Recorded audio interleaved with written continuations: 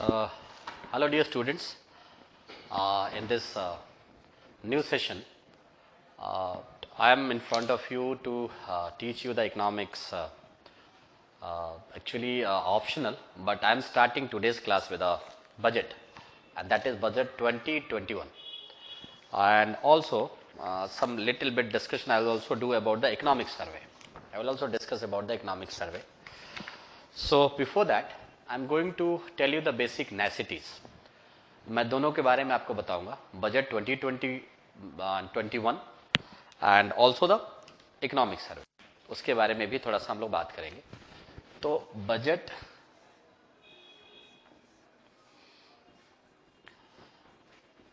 Twenty 21 के बारे में हम लोग डिस्कशन करने जा रहे हैं. तो पहले तो मैं आपको थोड़ा सा बेसिक चीज बताऊंगा बजट के बारे में, and then we'll go into the details. So see, when we talk about the budget, तो थोड़ा सा इसको हम लोग क्या करेंगे, डिवाइड करेंगे. We need to divide it into several parts. और इस several parts में एक तो हम लोग बात करेंगे receipts. We talk about the receipts. Another, we talk about the expenditure. We talk about the expenditure.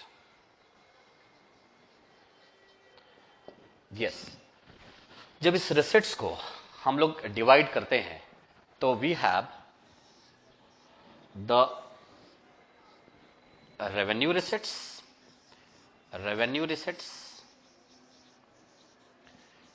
And we have the capital receipts.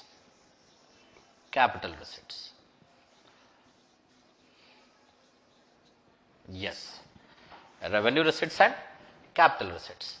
जब इस रेवेन्यू रिसिट्स की हम लोग देखते हैं, फर्दर डिवाइड करते हैं, तो हम लोग देखते हैं एक हमारे पास है, one is called as tax revenue, well another is called as non tax revenue. एक टैक्स रेवेन्यू है और दूसरे को हम लोग कहते हैं नॉन टैक्स रेवेन्यू. तो दोनों के थोड़े से कंपोनेंट्स हम लोग देखें तो यहां पर हम लोग कहते हैं yes, revenue from all kinds of taxes,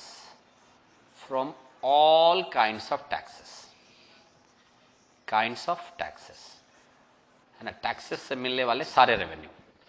और यहां पर हम लोग थोड़ा सा लिखते हैं fees, fines, then we talk about the penalties, then you talk about the dividend. फिर हम लोग बात करते हैं, यहां पर एक वर्ड आता है एस्चीट और एक और वर्ड आता है स्पेशल असेसमेंट.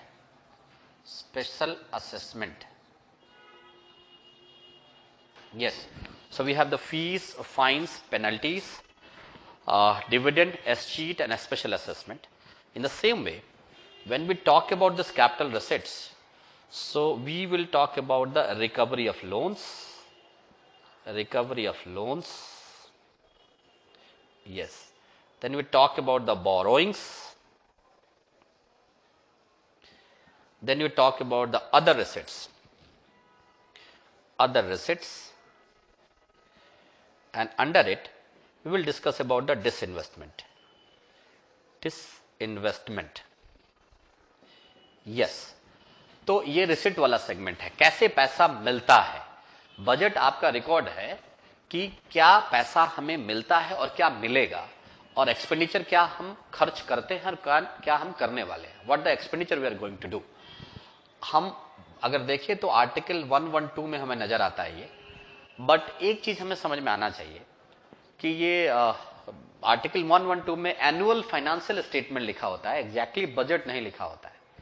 सो एक्सपेंडिचर्स को भी हम डिवाइड कर सकते हैं, और जो डिवाइड करते हैं तो 2 पार्ट्स में ये भी आता है हमारे पास, और एक जो है इसको हम लोग बोलते हैं रेवेन्यू एक्सपेंडिचर, और दूसरे को बोलते हैं हम लोग capital expenditure. Another is called as capital expenditure. तो एक रेवेन्यू एक्सपेंडिचर है और दूसरा क्या है, कैपिटल एक्सपेंडिचर है. इस तरह से बजट में हम लोग अगर डिवाइड करें तो we get the receipts and we get the expenditures. दो तरह के डिवीजन होते हैं। रिसिट्स में हमारे पास रेवेन्यू रिसिट्स है और हमारे पास कैपिटल रिसिट्स है, जिसमें है और नॉन टैक्स रेवेन्यू है, और कैपिटल में आपके सामने है। और यहां पर मैं काम करता हूं, इनके भी एग्जांपल्स आपको देता हूं। यस, फिर हम लोग बात इसके एग्जांपल्स में हम देखें रेवेन्यू एक्सपेंडिचर में, तो इसमें आपको सब्सिडीज आ जाएंगे, पीएम किसान और ऑल दोस आपने सुना ही होगा। इसमें हमारे पास गवर्नमेंट जो अपने एम्प्लॉइज को वेजेस देती है, जो नॉन रेगुलर होते हैं, रेगुलर को सैलरीज देती है, वो आ जाएगा। और रीपेमेंट ऑफ इंटरेस्ट, अगर लोन लिया है और उसका इंटरेस्ट पे कर रही है, of interest, so repayment of interest इससे आता है। अगर हम लोग आगे देखें कैपिटल एक्सपेंडिचर में, तो यहां हम लोग construction of national highways, construction of national highways, yes, उसके बाद हम लोग repayment of loan amount, repayment of loan amount हम लोग यहां पे देखते हैं। अगर हम पूरा देखें तो इस तरह से हमारे पास ये एग्जाम्पल हमारे सामने आता है।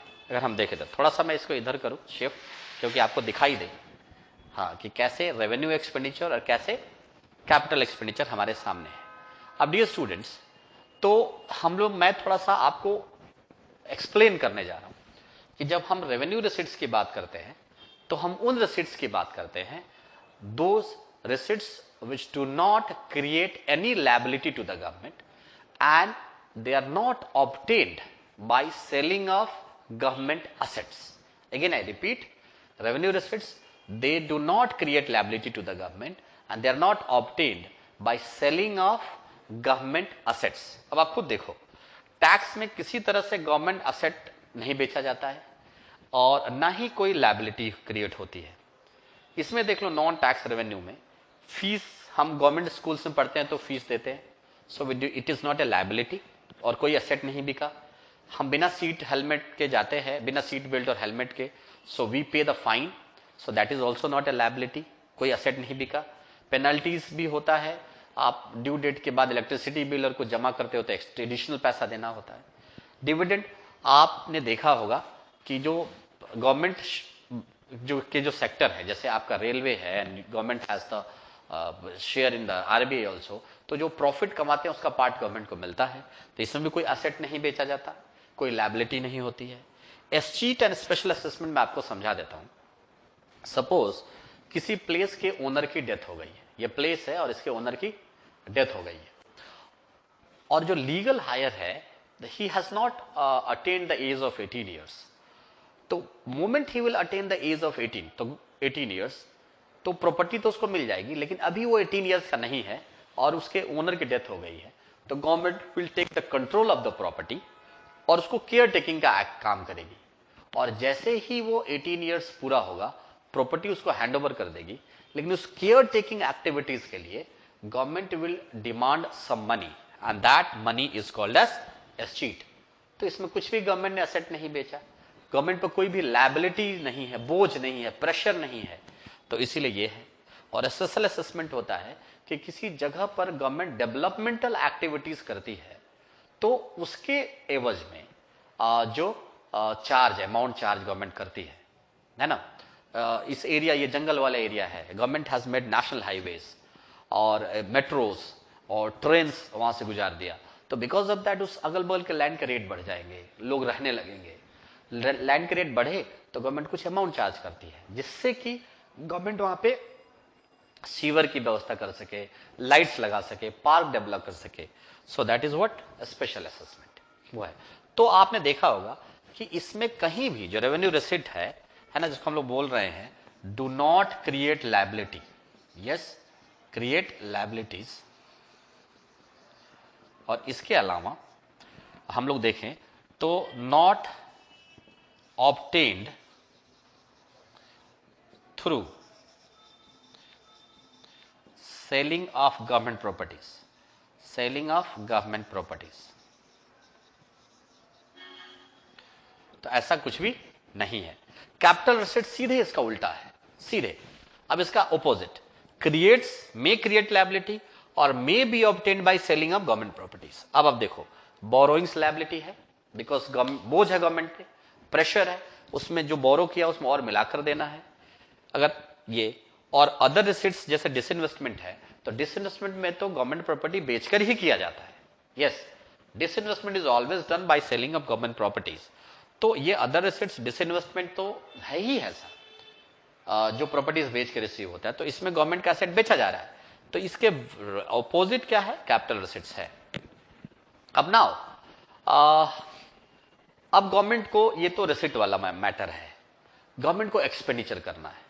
अब देखो, एक तो रेवेन्यू एक्सपेंडिचर है और एक कैपिटल एक्सपेंडिचर है। Look at this, revenue expenditures do not create asset and do not reduce liabilities, do not create assets and do not reduce liabilities। ये उसका उल्टा है, create assets, हमें reduce liabilities। यस, अब कैसे? अब आप देखो, अगर हम रेवेन्यू एक्सपेंडिचर की बात कर रहे हैं, यस, तो आप देखना, सब्सिडीज, ये तो खुद ही एक असिस्टेंस होता है। पीएम किसान, आपको एक असिस्टेंस मिल रही है, तो इसमें कहां कोई एसेट क्रिएशन हो रहा है? आपको तो बिना वजह के वो दिया जा रहा है, वो है। या कोई भी सब्सिडी जो गवर्नमेंट देती है, वो आपको किसी प्रोडक्शन के लिए नहीं देती है, असिस्टेंस के लिए देती है। तो कोई भी एसेट क्रिएशन नहीं है, कोई भी लायबिलिटी की कमी नहीं है। वेजेस, सैलरीज, आप गवर्नमेंट के में जॉब करते हैं तो यू गेट द वेजेस, अगर नॉन रेगुलर हैं तो वेजेस और रेगुलर हैं तो सैलरीज। बट वो जो मिलता है वो आपके वर्क का एक चार्ज है। आप एसेट क्रिएशन करो नहीं करो, वो शर्त ही नहीं है। मैं दिन भर एक गेट पे चौकीदार की तरह खड़ा रहूंगा तो मुझे सैलरी मिलेगी, मुझे वेजेस मिलेंगे, तो वो एसेट क्रिएशन के लिए नहीं है। So this one. और अगर हम रीपेमेंट ऑफ इंटरेस्ट की बात करें, रीपेमेंट ऑफ इंटरेस्ट की, तो ये बिल्कुल क्लियर है कि हम लोन का एक क्या है, चार्ज है जिसको हम इंटरेस्ट बोलते हैं, वो पेमेंट करने पर लोन अपनी जगह पर खड़ा है। रिडक्शन इन लायबिलिटी तब होती है जब हम क्या करें कि लोन को चुकाएं, लेकिन इंटरेस्ट देने से तो लोन लायबिलिटी कम नहीं होती है। तो रेवेन्यू एक्सपेंडिचर किसी भी तरह के एसेट का क्रिएशन नहीं करता है, और इसलिए बार बार गवर्नमेंट कहती है कि इसको कम किया जाए। गवर्नमेंट ऑलवेज से कि revenue expenditure should be reduced, that should be reduced. When we talk about the capital expenditure, जब हम कैपिटल एक्सपेंडिचर की बात करते हैं, तो ये that create asset and that may reduce liability. How? Look at this, construction of national highways, construction of metros, कहीं पे डैम्स है, कहीं पे कैनाल्स हैं, these all are creating the assets. And अगर लोन को हम चुकाते हैं, if there is a repayment of loans, so that also reduce liabilities. तो इस तरह से हमारे पास ये ओवरऑल हमारा डिस्कशन है।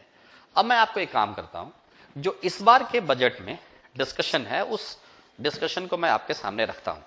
इस बार के बजट में मैंने प्रिपेयर किया है, वो आपके सामने रख रहा हूं, और आप देखना जरा कि कैसे हमारा रेवेन्यू डिसिट और कैसे हमारा रेवेन्यू एक्सपेंडिचर किस तरह का है और क्या हमारे पास शॉर्टेज है। इस एक्सपेंडिचर की हेल्प से I am going to tell you कि क्या हमारा जस्टिफिएबल होना चाहिए। तो आई होप ये क्लियर होगा आपको।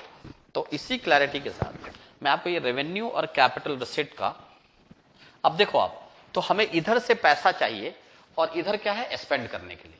तो हमें अगर नेशनल हाईवे बनाना है, हमें लोन पे करना है, तो हमें इधर से पैसा चाहिए। अब आप देखो, गवर्नमेंट ने टैक्स कम किया इधर कॉन्टिन्यूअसली, कॉर्पोरेट टैक्स को 30% से घटा के 22% कर दिया। यस, इनकम टैक्स को भी रैशनलाइज किया है। तो डोंट यू थिंक कि इधर से पैसा टैक्स से कम हो गया है? तो गवर्नमेंट या तो रिकवरी ऑफ लोन्स पर भरोसा करेगी या बोरोइंग पर करेगी। रिकवरी ऑफ लोन्स कोई फिक्स्ड अमाउंट होता नहीं है, बोरोइंग करने पर हम पर कर्ज बढ़ते हैं। तो डोंट यू थिंक कि डिसइन्वेस्टमेंट एक बहुत बड़ा तरीका है, किसके लिए? इन सब खर्चों को पूरा करने के लिए। तो दैट्स वाई गवर्नमेंट कभी कभी मजबूर हो जाती है कि disinvestment is one of the way to do it.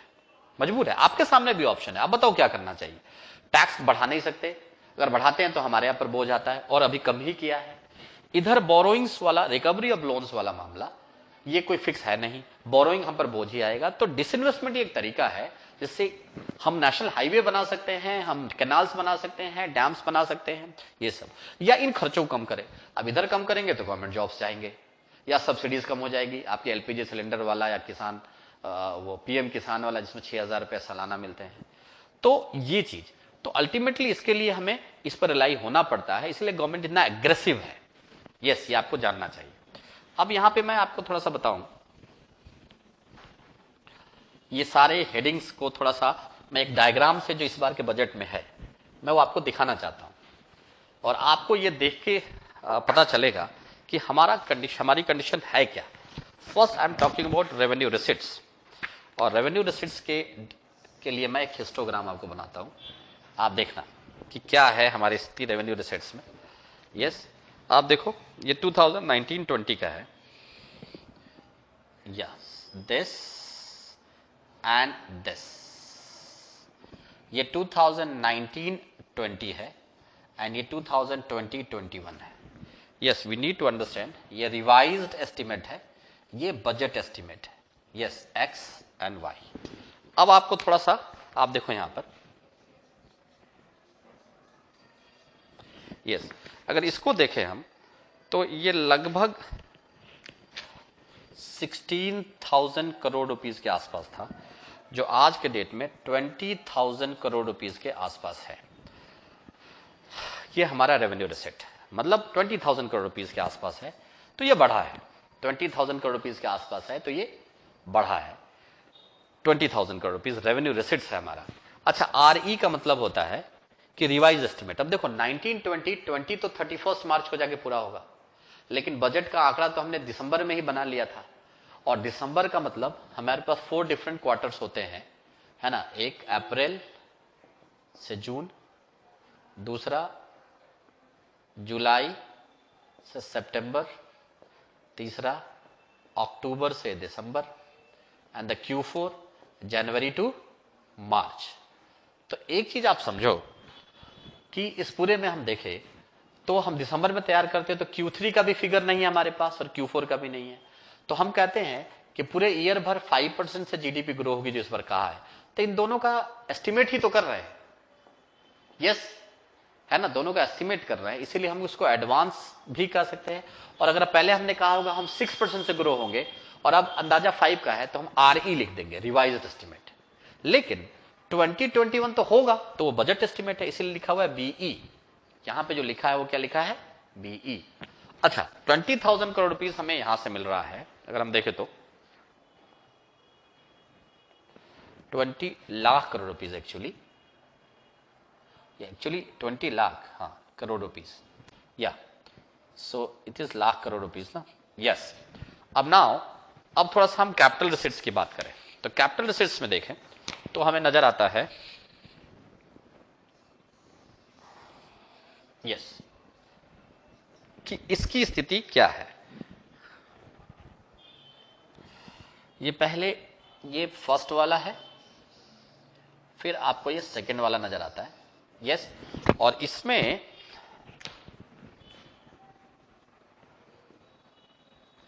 या दिस इज द 8, अगर पुराना वाला अगर हम देखते हैं तो ये 8 लाख करोड़ रुपीस है, और जो नया वाला देखते हैं ये 10 लाख करोड़ रुपीस है। तो आपको लगता है ना कि कैपिटल रिसिट हमारा कम है, दोनों रिसिट मिलाकर हम एक्सपेंडिचर वाला मामला करते हैं, तो 20 लाख करोड़ रुपीस यहां, 10 लाख करोड़ रुपीस, 30 लाख करोड़ रुपीस है।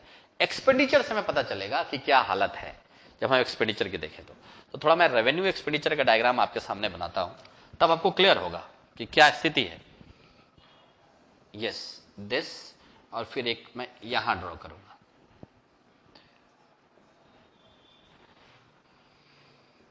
यस, अब now look at the revenue expenditure. Revenue expenditure के भी 2 डायग्राम्स बनेंगे। यस, एक तो 2019-20 होगा जो कि आरई है, रिवाइज एस्टिमेट, और एक 2020-21 होगा जो कि बजट एस्टिमेट है। तो अगर हम इनको देखें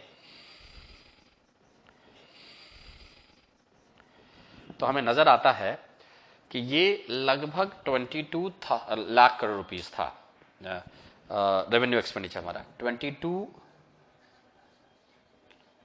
करोड़ रुपीस था, जो अब बढ़ के लगभग 25 लाख करोड़ रुपीस है। अब आप देखो, रेवेन्यू मिल रहा है 20 लाख और खर्च हो रहा है 25 लाख। उसी तरह से कैपिटल एक्सपेंडिचर की बात कर लेते हैं। तो कैपिटल एक्सपेंडिचर का ये डायग्राम एंड ये डायग्राम, कैपिटल एक्सपेंडिचर की स्थिति ये है, यहां पे 2019-20 रिवाइज एस्टिमेट और यहां पे 2020-21 बजट एस्टिमेट, इसकी बात करें तो ये लगभग जो है 3,40,000 करोड़ रुपीस था, और ये जो नजर आ रहा है ये 4 लाख करोड़। अब आप देखो, कैपिटल रिसिट मिल रहा है बट कैपिटल एक्सपेंडिचर कम हो रहा है, और हम अगर दोनों मिला लें तो 25,000 करोड़ रुपीस हमारा रेवेन्यू एक्सपेंडिचर है, 25 lakh crore rupees, and 4 lakh crore rupees हमारा कैपिटल एक्सपेंडिचर है। तो हमारा जो कैपिटल रिसिट मिल रहा है वो हम खर्च नहीं कर पा रहे हैं, और अगर हमें नेशनल हाईवे बनाना है, अगर हमें मेट्रोज बनाना है, हमें फैसिलिटीज बनाना है, तो हमें कैपिटल एक्सपेंडिचर को बढ़ाना पड़ेगा और ज्यादा रेवेन्यू लेकर आनी पड़ेगी। इसीलिए हम लोग डिपेंडेंट ज्यादा से ज्यादा किस पर हो रहे हैं, डिसइन्वेस्टमेंट पे। अब आप यहां देखो, अगर हम सैलरीज इस सब की बात करें जो रेवेन्यू एक्सपेंडिचर में था, तो आ रहा है 20 लाख करोड़, यस, और खर्च हो रहा है 25 लाख करोड़, है ना। तो रेवेन्यू, सैलरी, इन सब में खर्च बहुत ज्यादा हो रहा है, जबकि उससे कम पैसा आ रहा है। इसीलिए मैं यहां पर आपके सामने डिस्कस करूंगा डेफिसिट्स, यहां के आपके सामने मैं डिस्कस करूंगा डेफिसिट्स। अच्छा, एंड वो डेफिसिट्स इन बजट, यस, मैं इन सबको मिटा रहा हूं और यहां आपके सामने मैं डिस्कस कर रहा हूं डेफिसिट्स। अब आप देखो, डेफिसिट्स इन बजट, यस, डेफिसिट्स। तो इस डेफिसिट में आपको नजर आएगा कैसे, एक है आपके पास revenue deficit, yes, revenue deficit, वो आपके पास है revenue expenditure minus revenue receipts, revenue expenditure minus revenue receipts. The second one is budget deficit, budget deficit,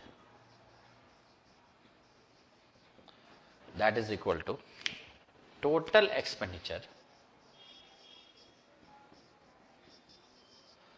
minus total receipts।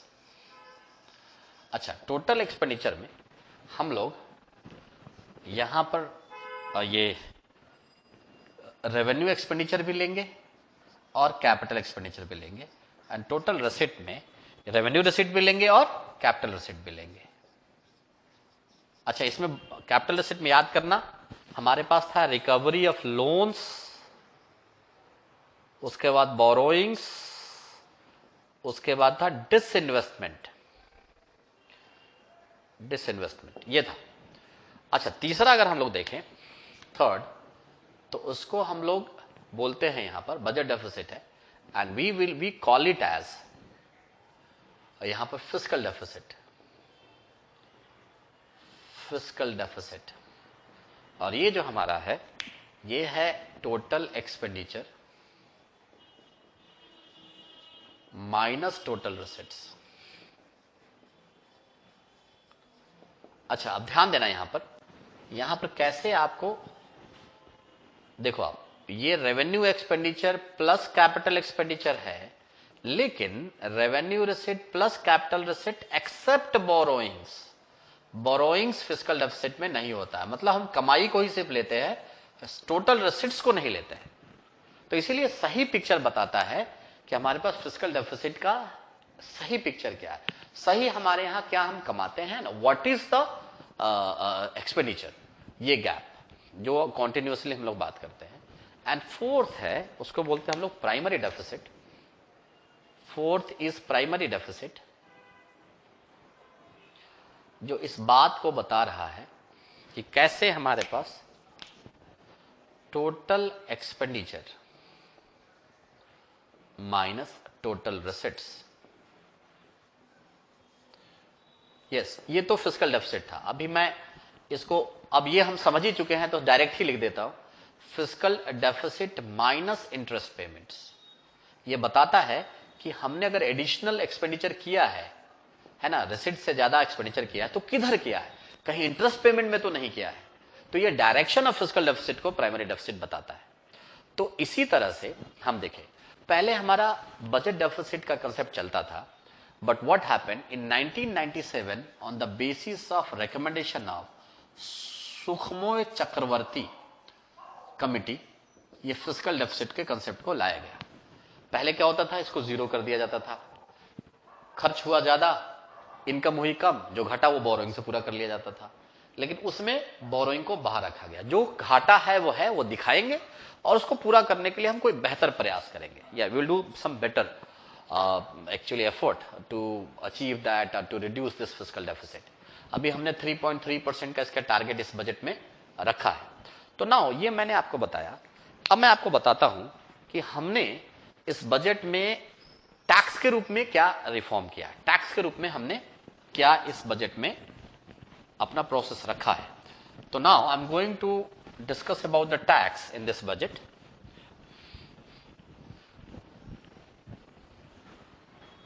Yes,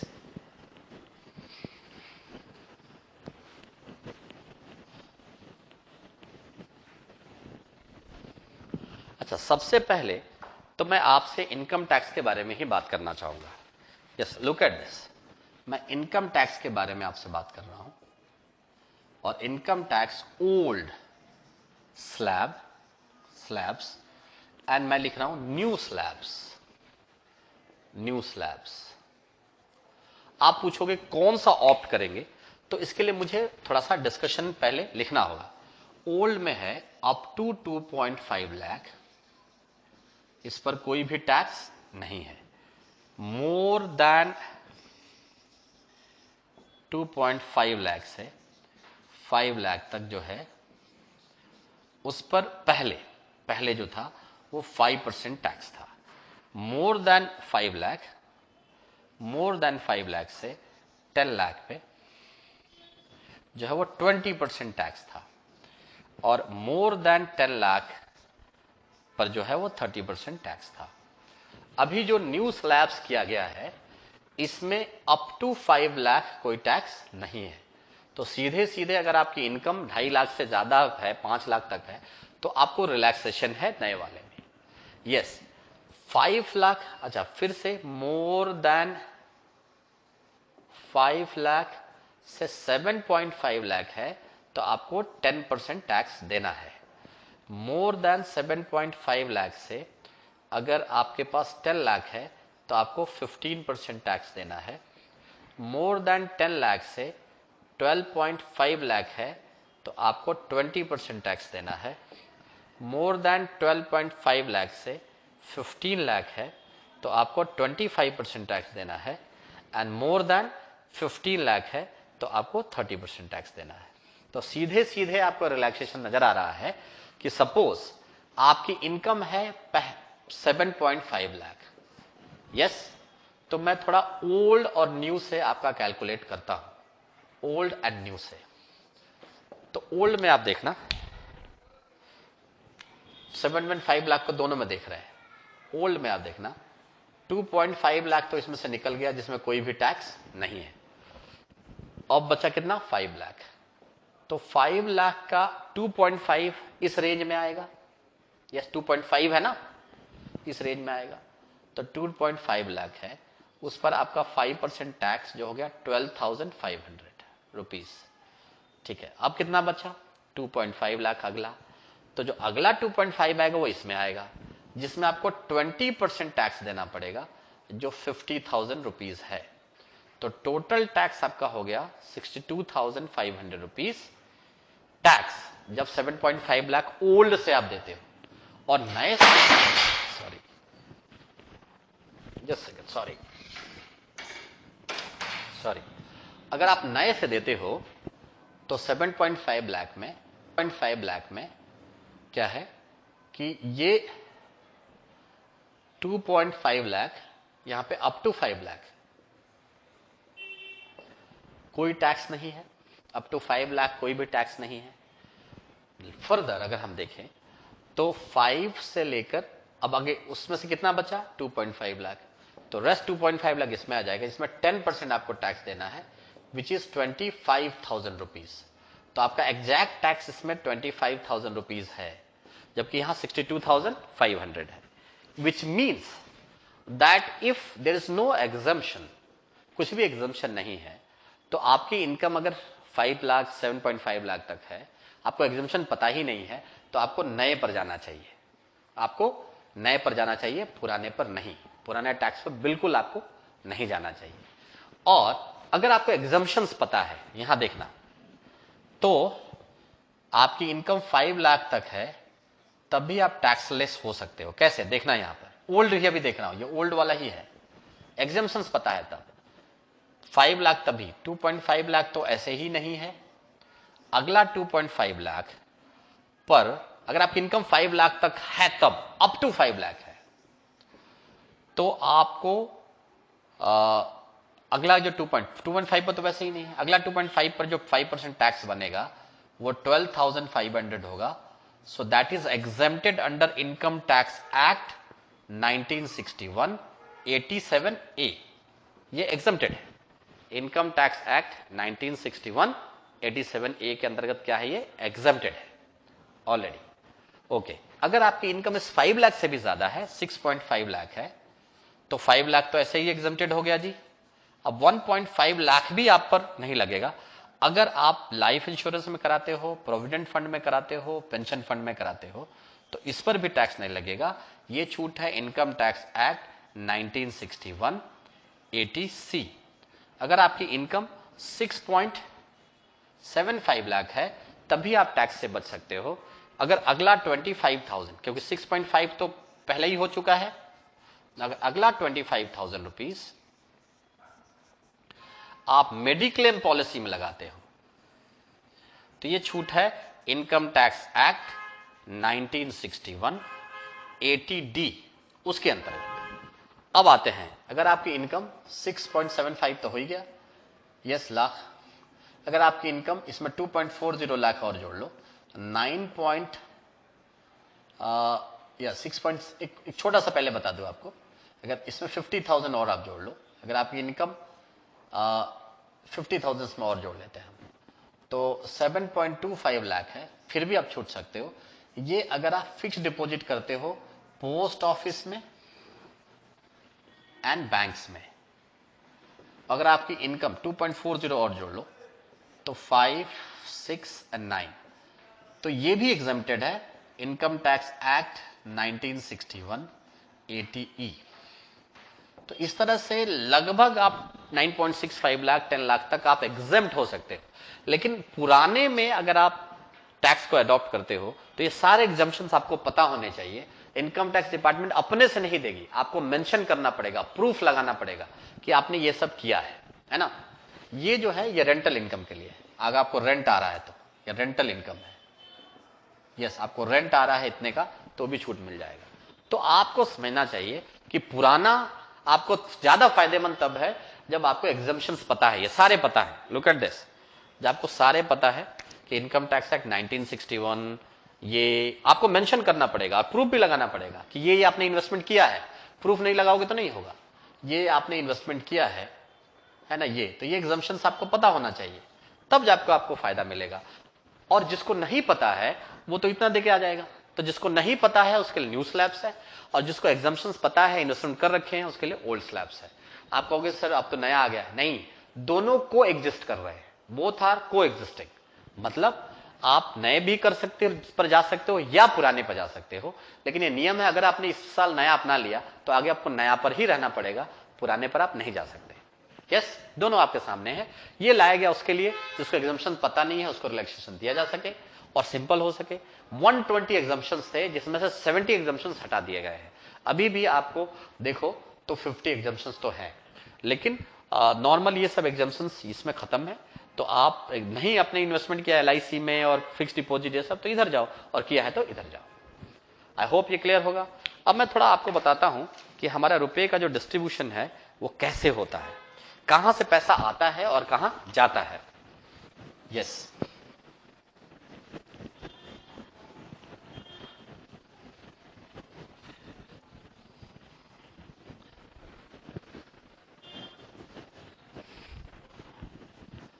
yes अच्छा, अब आप देखो, हम लोगों ने इस बजट में बात की है कि एक तो मैं लिखता हूं कि rupee comes from, rupee comes from, कहां कहां से रुपया हमारे पास आता है।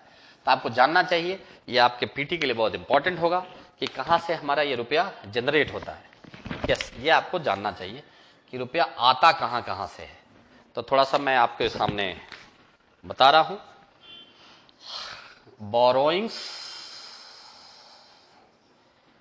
एंड अदर लायबिलिटीज, याद करना कैपिटल रिसिट्स है ये, अदर लायबिलिटीज में डिसइन्वेस्टमेंट है। बोरोइंग्स एंड अदर लायबिलिटीज से आता है 20%। ठीक है जी। Non tax revenue, non tax revenue escheat, fees, fines, penalties था, अगर आपको याद आ रहा होगा। तो नॉन टैक्स रेवेन्यूज इससे 10% आता है। फिर कस्टम्स, कस्टम्स हैं उससे आपको 4% आता है। यस, फिर आ जाते हैं हम लोग जीएसटी, इससे 18% टैक्स आ रहा है मैक्सिमम, और along with the corporate tax ये भी 18 है। कॉर्पोरेट टैक्स से भी कितना आ रहा है जी? 18%। फिर union excise duty, union excise duty, इससे भी आपको आ रहा है 7%। फिर इनकम टैक्स, यस, फिर इनकम टैक्स, इससे आपको आ रहा है 17%। और फिर non debt capital receipt, borrowing छोड़ के दूसरी चीजों से, हाँ ये हो गया non debt capital receipt, borrowing छोड़कर, बोरोइंग तो यहां हो गया, कैपिटल रिसिट्स मतलब रिकवरी ऑफ लोन्स और डिसइन्वेस्टमेंट से कितना आ रहा है? ये आपको आ रहा है 6%। तो ये रुपी कम्स फ्रॉम है, कहां कहां से आ रहा है।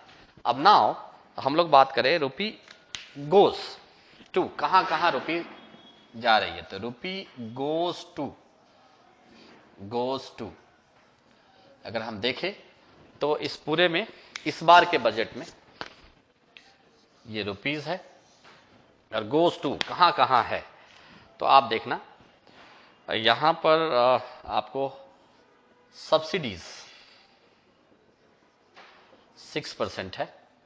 फिर आगे बढ़ते हैं, डिफेंस 8% है। फिर इंटरेस्ट पेमेंट, और ये कहां जाता है, सॉरी इसकी तरफ आता नहीं है, एरो हमें ठीक करना होगा। यस, तो हम लोग डिफेंस, फिर इंटरेस्ट पेमेंट, इंटरेस्ट पेमेंट ध्यान देना बहुत बड़ा अमाउंट, लार्ज चंक जाता है हमारा 18%। मतलब हम बोरोइंग से 20% लेते हैं तो 80% इंटरेस्ट पेमेंट में ही चला जाता है। फिर आते हैं state share, yes, state share in taxes and duties.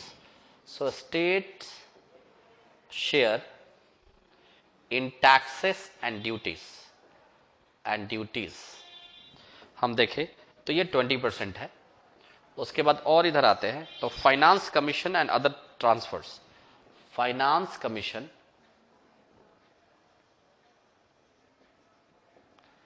And other transfers, तो ये भी एक अच्छा खासा है, 10% है।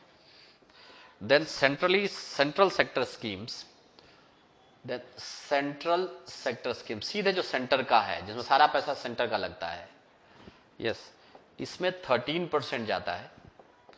Then other expenditures, yes, trade fairs और इंटरनेशनल गेस्ट और ये सब में 10% है। पेंशंस में कितना होता है? 6%, पेंशंस है उसमें 6%। फिर सेंट्रली स्पॉन्सर्ड स्कीम, मनरेगा ये सब, सेंट्रली स्पॉन्सर्ड स्कीम, इसमें 9%। तो ये देखो हमारा है। और आपको एक चीज बिल्कुल क्लियर होगा कि इस पूरे में सबसे ज्यादा जो हमारा टैक्स रेवेन्यू आ रहा है वो कॉर्पोरेट टैक्स से आ रहा है एंड जीएसटी से आ रहा है। और हमारे जाने में सबसे ज्यादा जो खर्च है, सबसे ज्यादा जो है वो state shares of taxes and duties ये है। और उसके बाद दूसरा सबसे बड़ा है इंटरेस्ट पेमेंट, जो चिंता का विषय है, वो दिखाता है कि हमारे इनकम का विषय है, वो दिखाता है कि हमारे इनकम का लार्ज सेगमेंट इंटरेस्ट पेमेंट में जाता है, जो प्राइमरी डेफिसिट जिससे हम मेजर कर रहे थे कि fiscal deficit minus interest payment. तो हमें देखना चाहिए कि इंटरेस्ट पेमेंट वाला मामला हमारा ठीक हो, that is very very important. अच्छा, इस बजट में हम लोगों ने एक और बात की है जो मैं आपको देखूं, और वो ये है कि इस बजट में हम लोगों ने बात की है थालीनॉमिक्स। यस, और उस थालीनॉमिक्स में हम लोग ये कह रहे हैं कि हमारे थाली में क्या क्या है। यस, कैसे हमारा थाली जो है वो कैसे सस्ता हुआ है। तो हम लोगों ने एक वर्ड यूज किया है इसमें, थालीनॉमिक्स। यस, थालीनॉमिक्स मतलब थाली का एक नाम। तो अगर हम देखें तो ये हमने कहा है कि 2006 से लेकर, अगर हम देखा जाए तो 2006 से लेकर 2020 तक, यस, जो वेजिटेरियन थाली है उसमें 29% सस्ता हुआ है। नॉन वेज जो थाली है वो हमारा 18% सस्ता हुआ है। और इससे हाउसहोल्ड जो सेविंग है वो ₹10,887 हमारा क्या हुआ है कि बचा है इस सेविंग के चलते, अगर हम देखें तो।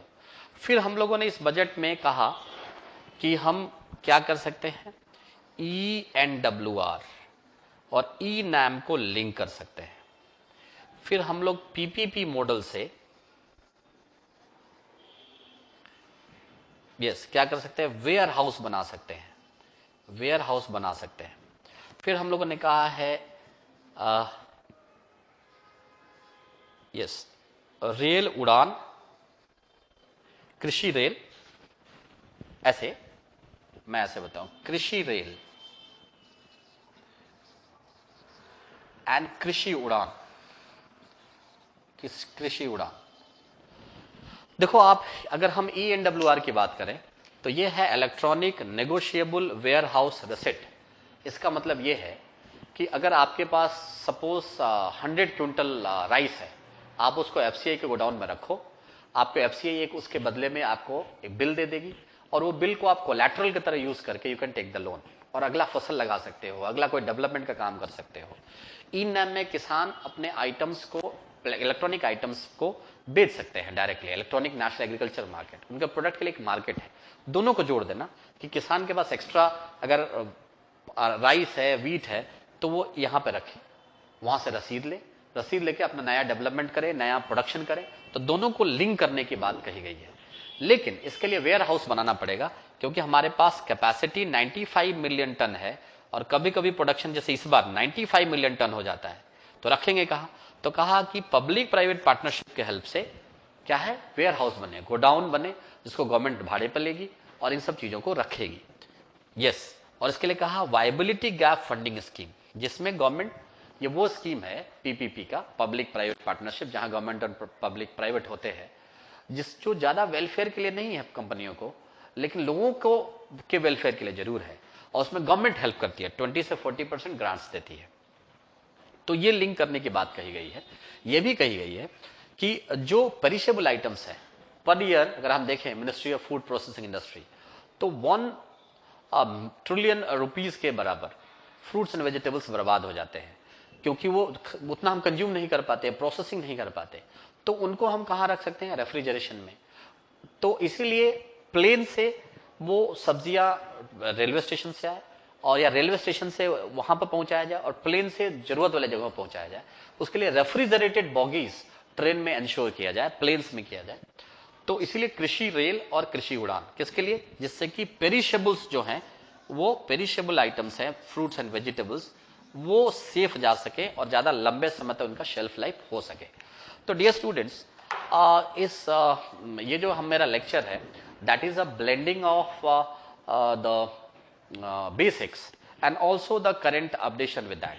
तो ये हमारे साथ है, और that's why I just come in front of you with these basics and also the budget and some survey proposals. So we all know that Rome cannot be built in a day. So this is a summary of entire, but certainly the great detail follows in the class. I teach economics optional uh, at Ecovision IS, and online platform I have the Neo Stencil. So for the rest economics optional, you can join this Neo stencil, and the rest elaboration under which this entire economics survey I will discuss with you. Yeah, this entire discussion I will do with you, and also the budget I will do with you. So that cannot be done in a single class, but I have given you the glimpse so that you can understand that how do you proceed. So you can join the class and for the rest details. In the same way, we have the budget. Yeah, continuous budget discussion. You see that we have this prominent themes of the budget. Then I have given this. Then the entire pictorial presentation. Then you see that these presentations. Then tax proposals, agriculture, then wellness, then education and skills, then industry commerce, then infrastructure. Yes. Then caring society, then expenditure measure items, expenditure on this. This along with this entire budget discussion of 2021. Yes, with the key features and all. So this is a brief introduction, but I hope that whatever the things are in front of us, I have tried to clarify them. So thanks to all of you for giving your precious time. And again, I repeat, I teach economics optional at the Ecovision IS, and this is my institution. And also on the Unacademy, I teach this at the Neo stencil. So you can see this video at the YouTube, and you can the links are also there. You can take the admission. So thanks, and it's nice teaching to all of you. Thank you. Thanks.